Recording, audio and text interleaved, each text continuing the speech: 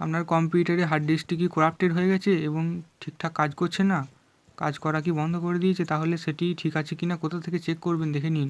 এটি চেক করার জন্য প্রথমে সার্চে চলে যাবেন, তারপর এখান থেকে সার্চ করবেন, কমেন্ট প্রম্পট বলে সার্চ করবেন। এটি এখান থেকে সার্চ করার পর এখানে রাইট ক্লিক করে রান অ্যাজ অ্যাডমিনিস্ট্রেটরে ক্লিক করবেন।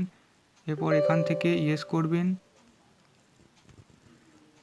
এরপর কমেন্ট প্রম্পটটি খুলে যাবে, এখানে একটি কোড টাইপ করবেন, সেটি আমি স্ক্রিনে দিয়ে দেবো, সেখান থেকে দেখে টাইপ করে নেবেন।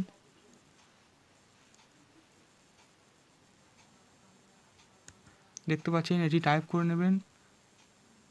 টাইপ করার পর ওকে প্রেস করলেই দেখতে পাবেন এখানে স্ট্যাটাসটি দেখাবে।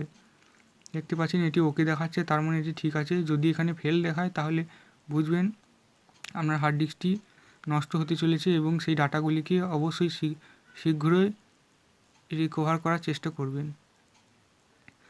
ভিডিওটি ভালো লেগে থাকলে অবশ্যই একটি লাইক করে দিয়ে পরবর্তী ভিডিও পাওয়ার জন্য অবশ্যই পেজটিকে ফলো করে রাখবেন। ধন্যবাদ।